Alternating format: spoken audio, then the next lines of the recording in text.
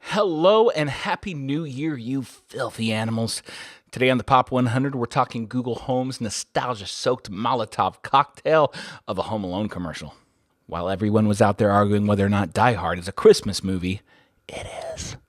Google dropped the biggest pop marketing bomb of the year, ringing out like a giant Christmas gong through the internet of Christmas past. You see, sometimes, kids, the pop marketing stars align, and this year they did on December 19th when Macaulay Culkin reprised his role as a now 38-year-old Kevin McCallister in an advertisement for Google Home. If you haven't yet peeped that 60-second ad, then what kind of human being are you? Go right now. I'll wait.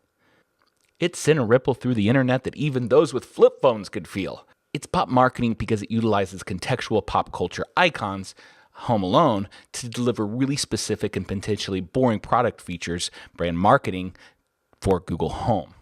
But you knew that. The question is why? Why does this commercial make a good portion of the U.S.'s hearts grow at least one size larger no matter how much of a Scrooge they are? It's all in the power of delayed nostalgia. Okay, so you may know what nostalgia is. It's that surprisingly powerful sentimental longing or wistful affection for the past. It's typically for a period or place with a happy personal association. Also happens to be a pillar in the pop marketing, and it's a very useful tool for brands when used correctly. And in this case, it was wielded like a master swordsman. Not only did Google use the return of Kevin McCallister, now as a 38-year-old man still living in his parents' home, but they recreated those specific and iconic scenes from the movie, inserting Google Home products throughout, showing how much easier it is to be Ninja Kev in 2018. It's more than just nostalgia. There's something about the time in between, the delay in the return. I call it delayed nostalgia. I think maybe nostalgic icons hold this kind of fuel in culture. And when it comes to nostalgia, the more time in between when your favorable memories were first created in our heads and then the next time you actually come across them in our lives can have a kind of multiplying effect on the impact it makes on culture. It's like a rubber band or a slingshot. The more you hold it back, the more nostalgia fuel builds up, and the further the idea finally sails when you release it. We saw this with the most recent Star Wars trilogy, seeing our heroes reprise the roles that made them iconic in our minds. Luke, Han Solo, Princess Leia, even the Millennium Falcon. J.J. Abrams knew this would be a key part of wooing a somewhat hesitant audience back in the fold, and he knew just how to play those chords. On the other hand, you have something like the Terminator series. It really never got a chance to build up that steam before someone else would put out a new movie or a new TV series. And the energy, even when they brought Schwarzenegger back, didn't have the heat that it should have or could have. Now, as far as Home Alone, it's a really rare example of a pop culture icon that had a ton of built-up nostalgia fuel. Not because nobody had ever thought of bringing back Kevin McCallister, but because until this year, that was freaking impossible. It was held back, not because people didn't want to see it, but because Macaulay Culkin wanted nothing to do with it, no matter what the paycheck.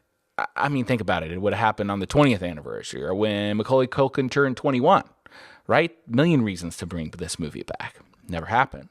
Well, it turns out the Christmas movie that made our childhood so warm and fuzzy turned out to be quite the opposite for Macaulay Culkin, in which the popularity of Home Alone and then Home Alone 2 Lost in New York caused an extreme amount of grief in Macaulay Culkin's youth, causing him to divorce his parents at 16, even leaving the country for Paris in his 20s to escape his past. And at the same time, Home Alone left Macaulay Culkin with enough FU money to not have any real need to revisit Home Alone world ever. So time keeps on trucking, and nostalgia keeps on building. And finally, in middle age, Macaulay Culkin accepts his fate as Home Alone kid, and Google offers him enough of a paycheck, probably millions if not tens of millions, to bring him back, and presto, like that, we have nostalgia thermonuclear blast with 30 years of power built up behind it. That's delayed nostalgia. It's pretty cool. Of course, there's a lot more to it. The production of it was amazing. The link to product was poetic. But think about this. They released it on December 19th. That's a shelf life of exactly 6 freaking days until the thing is 100% dead. Forever in the black hole of irrelevance. They can't play that thing again on Jan 1. They can't play it again next Christmas. It's done. So what does that tell you about Google's goal with this content? It's certainly not Google Home instant sales because crap, it would have come out on Black Friday. And maybe last minute shoppers focused, but maybe it was just put out there to gobble up a ton of attention away from the Alexa this year during those holiday gatherings. And I think that would have been a very smart idea indeed. Oh, Amazon, Google totally zinged you on this one.